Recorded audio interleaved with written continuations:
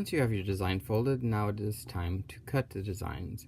And if you can see, I have the pattern numbered 1. I have 1s over here as well, 2, 3, 4, and 5. And we're going to cut in that sequence. So to begin, the first thing I always do is I cut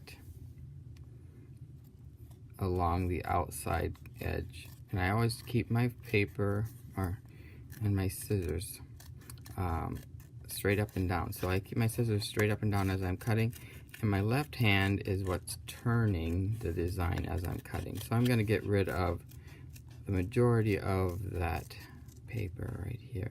I'm using those outline as my guide. So then I'll get rid of that over there, and then I'm going to come down here. Here again, I'm using my left hand always as my turning, and just simply cutting along the line. My scissors, the only job it does is it's straight up and down, and it just opens and shuts, and it cuts the paper so that you get a really nice, smooth cut. And again, do this side. And I'm cutting right now. This is the January design for the book, Another Snowflake for Every Season. So keep cutting, keeping the paper straight, turning it with your left hand as you're cutting. And you should never pull, always get in there. It should just fall out. Alright, so then I'm going to finish that up here. Alright, now that I have the outside done, I have these other ones over here that I want to take care of. So they're just, I cut in on the edge, and then I'm going to bring my scissors out and cut out, back up.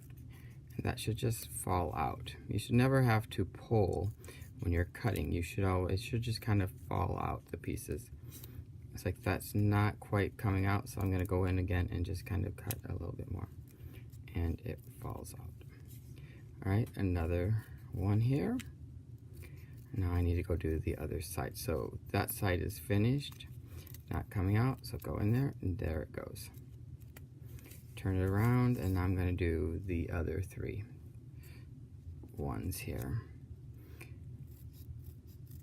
Whenever I design something and I'm cutting out, I always cut out from the furthest point from the tip is the first things I cut out, because the paper is more stable if you keep the center intact until you need to cut it. So keep cutting. Now I'm finishing up that last one, falling out. There we go. Now I'm at 2, and I have a P there and a P here. So I'm going to go ahead and take P is for punching, and I'm going to go ahead and punch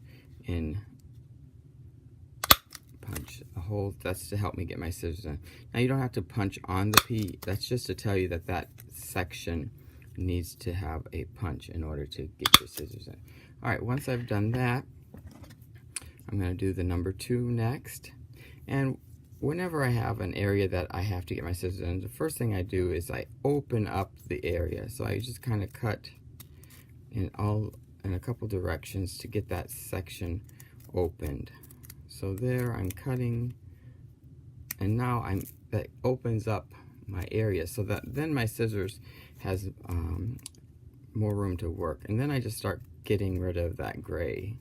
I want to get rid of the gray. Here again, my left hand is my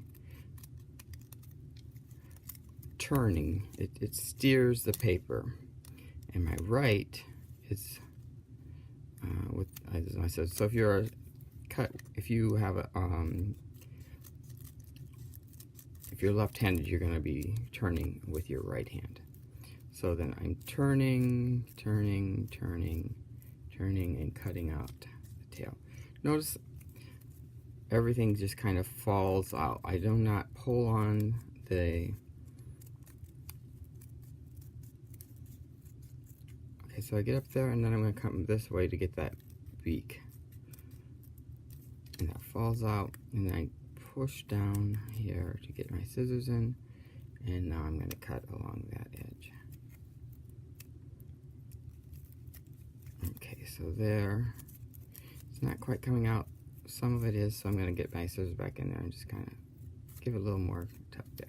It falls right out. So I have number 2 done, and now I'm going to do the 3 sections. A little smaller area, a little trickier, but here again, I always will open up the area as much as I can. It helps get my scissors in there, and then cut away the gray area.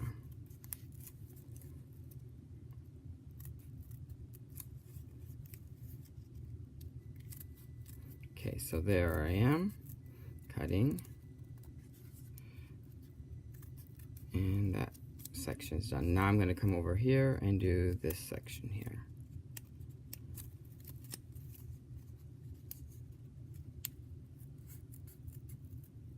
Alright, turning.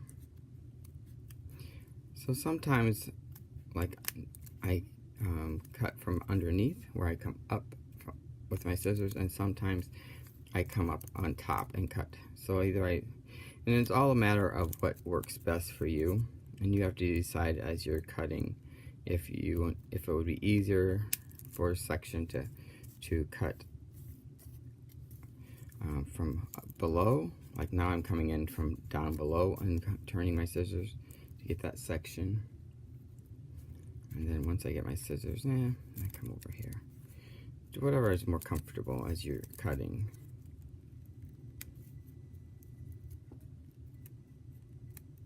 Okay, there we go. And just gonna cut that a little closer. And there. Now I have my section 3s are done, and I'm going to go and do section 4. So here, just gonna use my left hand to turn the paper as I'm cutting. My scissors just stay straight out in front of me, and I just simply use my left hand as the turner. So I'm just pinching and turning as I'm going. Okay, so there's section 4 completed. Now we're going to go ahead and do section 5. We're going to come in, go there. I'm going to come in over here, and then I'm going to come straight down, and that should fall off. I don't take out the whole section at a time. I usually take out little parts as I'm going. And I get down into a corner, pull out, and then I'm going to finish up the section.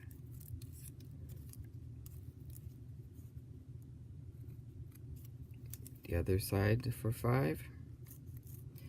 Go in, turning with my left, cutting, coming out, going in, and coming over here, getting rid of that little section, going in, and I will go ahead and finish up right there, and out it falls. Alright, move out all the little pieces of paper, and then I'm going to go ahead and unfold the design. This is the January design for Another Snowflake for Every Season book. Unfolding, and